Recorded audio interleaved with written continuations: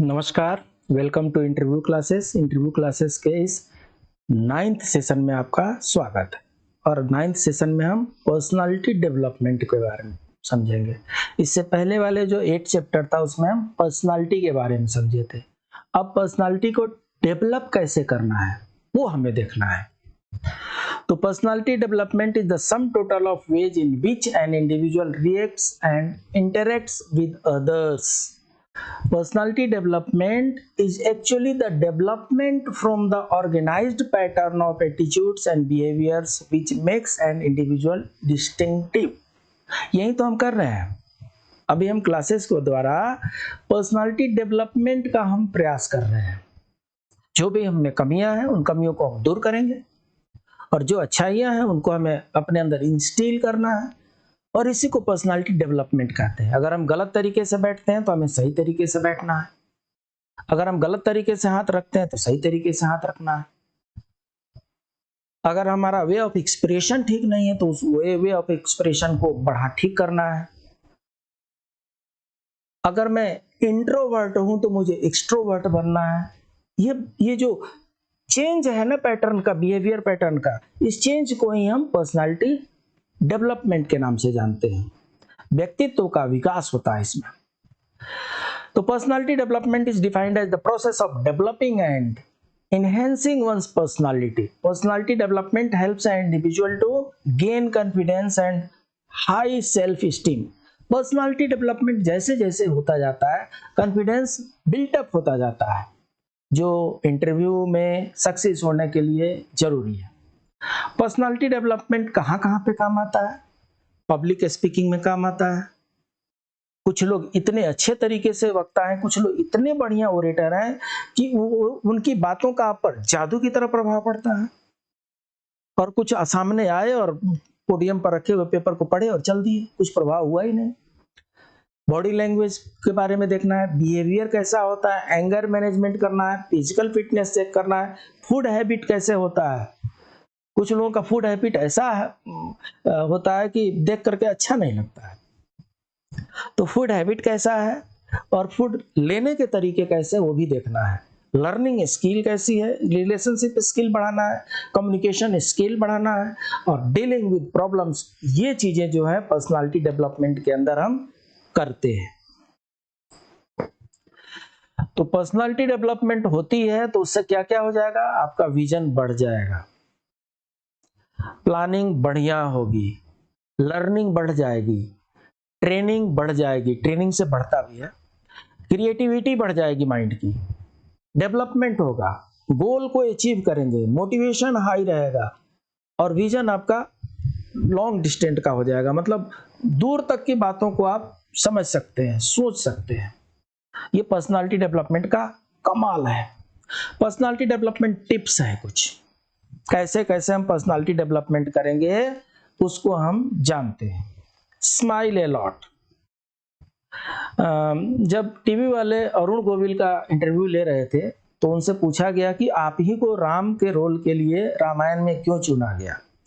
तो उन्होंने कहा कि बहुत से लड़कों को लाया गया था ऑडिशन के लिए, और रामानंद सागर जी ने देखा कि ये लड़का हमेशा मुस्कुराता रहता है, और राम का व्यक्तित्व तो ऐसा ही है जो कठिनाई में भी मुस्कुराता रहे, और इसीलिए शायद मुझे रामानंद सागर जी ने लिया था। तो स्माइल करना एक आर्ट है, इसको डेवलप करना है, इसको गंवाना नहीं है। ग्लूमी फेस लेकर के, मुरझाया हुआ चेहरा लेकर के नहीं बैठना है, स्माइल करना है। So please keep on smiling. Think positive.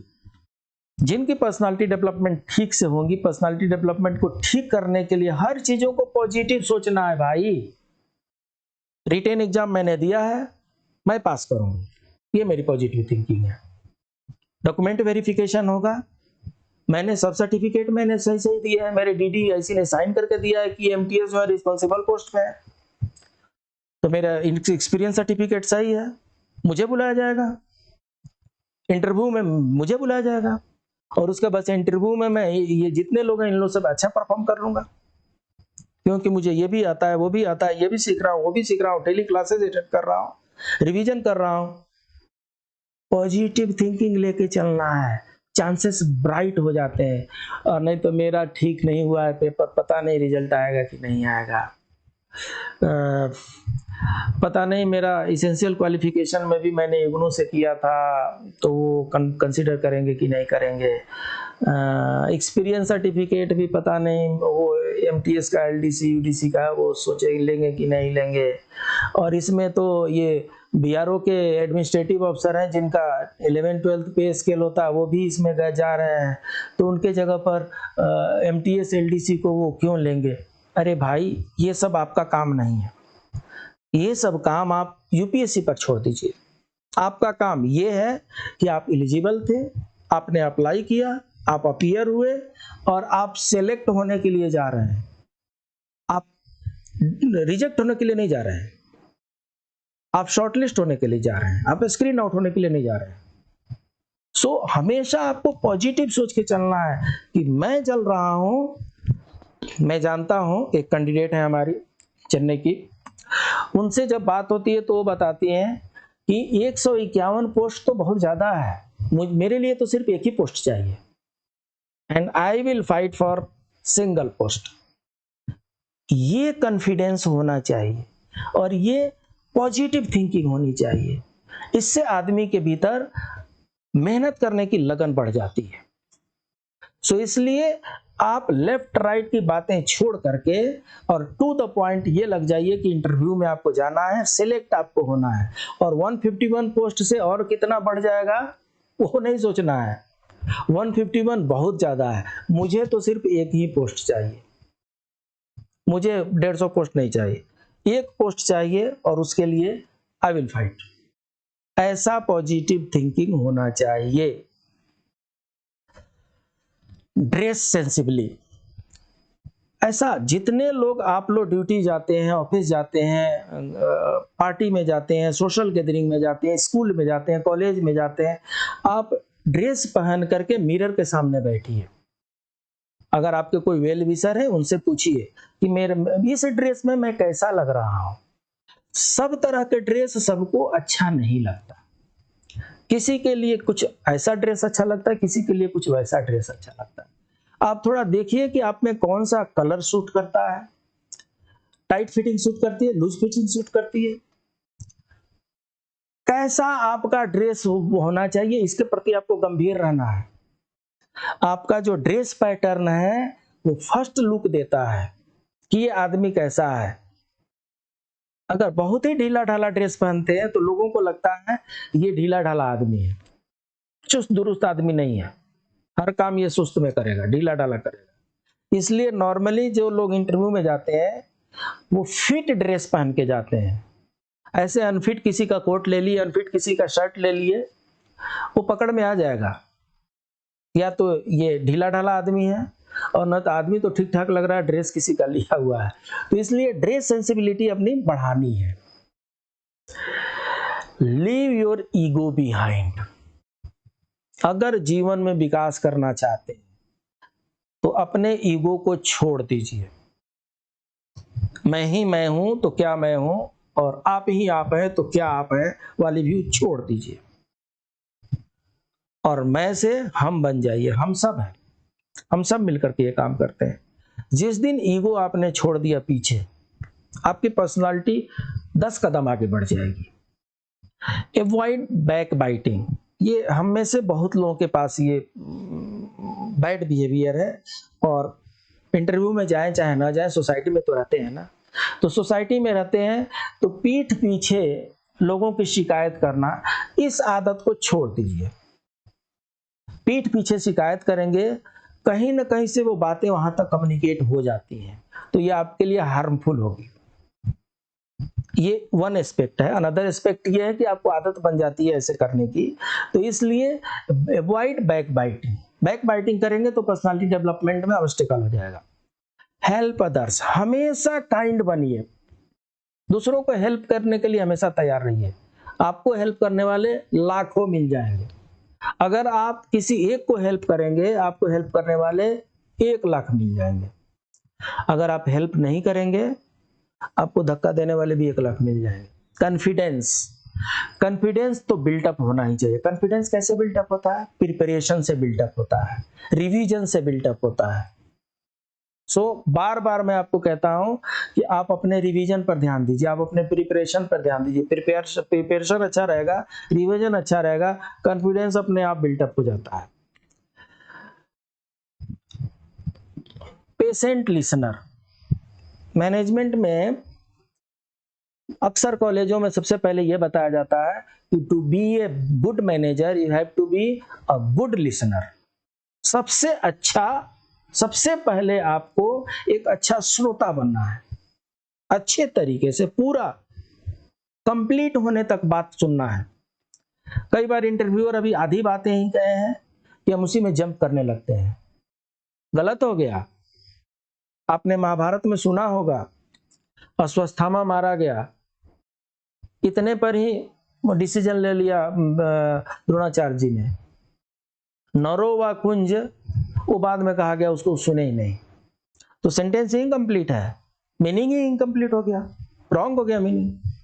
तो इसलिए let interviewer complete his full statement, उनको पूरी बातें कह लेने दीजिए, आपको बोलने का मौका जरूर देंगे। वो आपको इसीलिए तो बुलाए हैं, ऐसा तो है नहीं कि आपको वो प्रवचन देकर के भगा देंगे।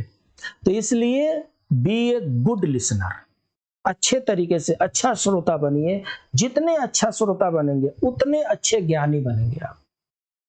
चीजों को आप सही तरीके से एनालाइज कर सकते हैं और राइट डिसीजन ले सकते हैं। बी सॉफ्ट स्पोकन, ये तो सीखना पड़ेगा। अगर आप हार्श स्पोकन हैं, अगर आप बहुत ही कठोर आपकी आवाज है, कटु वचन बोलते हैं, थोड़ा सा सॉफ्ट सीखिए। घर में बेटी होगी, बहन होगी, मम्मी होगी, जिससे हो सकते हैं उससे थोड़ा सा सॉफ्ट सीखिए। अपने फ्रेंड सर्किल में कुछ लोग होंगे मीठी भाषा बोलने वाला, उसको सॉफ्ट सीखना है। सॉफ्ट स्पोकन एक कला है और इससे दिल जीता जाता है, तो इसलिए आपको भी सॉफ्ट स्पोकन रहना है। बातों को कहने के तरीके अलग अलग होते हैं। एक ही सेंटेंस होता है, अगर उसको हार्श तरीके से कहेंगे तो उसका मीनिंग दूसरा होगा, और अगर उसको सॉफ्ट तरीके से कहेंगे तो उसका मीनिंग अलग दूसरा होगा। तो इसलिए सॉफ्ट तो सीखना ही पड़ेगा। अब कुछ पर्सनालिटी डिसऑर्डर्स हैं, हम इसकी चर्चा इसलिए कर रहे हैं क्योंकि कहीं हम में से कोई एक एस्पिरेंट या बहुत से एस्पिरेंट ऐसे तो नहीं है जो इस पर्सनालिटी डिसऑर्डर के पार्ट हैं। अगर आपके पास ऐसा कुछ है तो उस पर आपको काम करने की जरूरत है। आप में पर्सनालिटी डिसऑर्डर तो होनी ही नहीं चाहिए, और अगर पर्सनालिटी डिसऑर्डर है प्लीज एलिमिनेट इट। पहला है paranoid personality disorder. They adopt a suspicious attitude towards almost every individual. शक के निगाह से लोगों को देखना। जितने लोग मेरे सामने से गुजरे हैं, सबको मैं शक के निगाह से देखूं।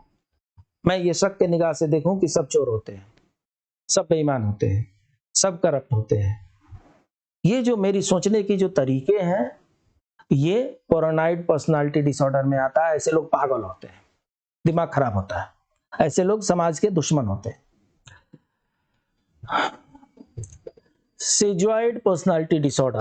Individuals with a schizoid personality are specialized with other irrelevant and mere waste of time and energy. ये लोग क्या करते हैं, कुछ ना कुछ ये ऐसे चीजें सीखे होते हैं जिसमें सिर्फ टाइम और एनर्जी वेस्ट करते हैं। वो काम तो हमें बिल्कुल नहीं करना है। Schizotypical पर्सनालिटी डिसऑर्डर, इसमें क्या होता है, generally they think what is practically not possible. ये लोग इम्पॉसिबल चीज के बारे में ही सोचते रहते हैं। प्रैक्टिकल जो चीज पॉसिबल चीजें उनके बारे में नहीं सोचते। ये सिर्फ इम्पॉसिबल क्या हो सकता है, रास्ते में हम चल रहे हैं और कहीं एकाएक रास्ता में गाड़ी टूट गई तो क्या हो जाएगा, रोड ही टूट जाएगी तो क्या हो जाएगा, बम ब्लास्ट हो जाएगा तो क्या हो जाएगा। अरे जो होगा सो होगा, जो होगा सो होगा, उसको पहले ही क्यों आप ट्रबल क्रिएट कर रहे हैं। तो इसलिए ये लोग क्या करते हैं, हमेशा इनकी जो थिंकिंग होती है इम्पॉसिबल थिंग्स को ये सोचते हैं, वैसा नहीं करना है। एंटी सोशल पर्सनालिटी डिसऑर्डर, जैसा कि ये नाम ही बता रहे हैं, असामाजिक विचारधारा इनकी होती है। असामाजिक विचारधारा अगर आपके अंदर है, लोगों को डिसरिस्पेक्ट करते हैं, लोगों के कोई सेंटिमेंट की फीलिंग ही नहीं है आपके पास, please correct yourself.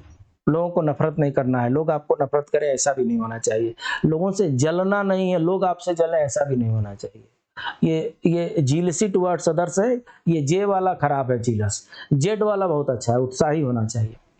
Border line personality disorder, ये लोग एक्सट्रीमिस्ट होते हैं। खुश होंगे तो खुशी के मारे पागल हो जाएंगे, और दुख होंगे तो सर पीट पीट करके मर जाएंगे। तो बॉर्डर लाइन पर्सनालिटी डिसऑर्डर से भी बाहर निकलना है, एक मीडियम पाथ फॉलो करना है। Histrionic personality, they do not mind even adopting wrong ways of life. ये लोग हिस्ट्रियोनिक पर्सनालिटी वाले क्या करते हैं, कई बार आप लोगों के सामने ऐसे भी लोग आए होंगे जो अपनी बातों को आपके सामने प्रस्तुत करने के लिए, अगर आप उनके प्रति अटेंटिव नहीं है, आपको अपनी तरफ आकर्षित करने के लिए सब काम करेंगे।